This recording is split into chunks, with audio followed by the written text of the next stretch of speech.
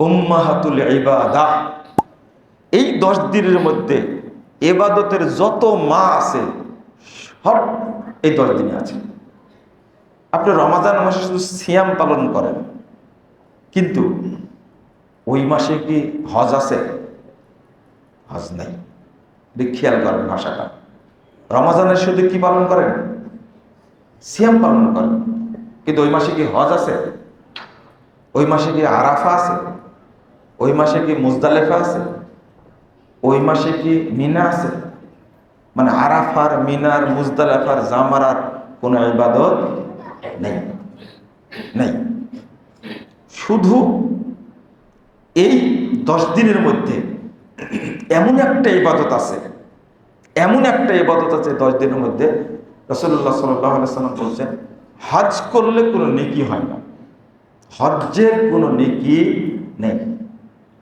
এক আশ্চর্য একটা ইবাদত, যে ইবাদত করলে কোনো নেকি হয় না, অথচ এই ইবাদতের মেয়াদ জীবনে মাত্র 5 দিন। কয় দিনের ইবাদত? 5 দিন। এই 5 দিনে কর্মসূচি পালন করলে নেকি হবে না, কিন্তু রাসূল সাল্লাল্লাহু আলাইহি ওয়াসাল্লাম বলেছেন লাইসা লাহু জাযা ইল্লা জান্নাহ। হজ্জের কোনো নেকি নেই, হজ্জে সরাসরি জান্নাত। আল্লাহ জান্নাত দিবেন হজ্জে। মানে সালাত আদায় করলে নেকি হয়, পরিমাণ আছে।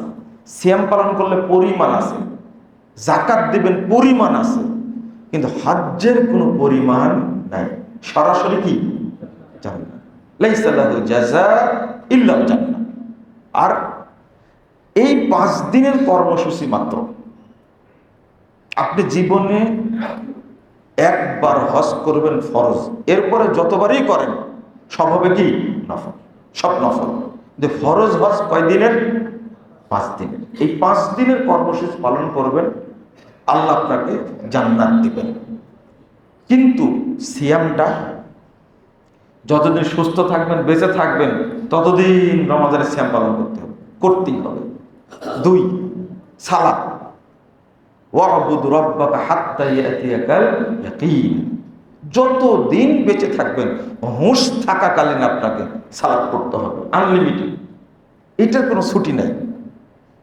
আবার যাকাত, সম্পদ যতদিন আছে যাকাত দিতেই হবে। কিন্তু হজ্জের জন্য জীবনে মাত্র কয়দিন? 5 দিন, মাত্র 5 দিন। এর বাহিরে হজ্জের কোনো কষ্ট নাই। এই 5 দিনে জান্নাত, জীবনে 5 দিন ইবাদত করবেন, আল্লাহ আপনাকে জান্নাত দান করবেন। এইরকম কোনো সুযোগ অন্য কোনো ইবাদতে নেই। তাহলে এই হজটাও কয় দিনের মধ্যে আছে? এই 10 দিনের মধ্যে আছে। মাশাআল্লাহ।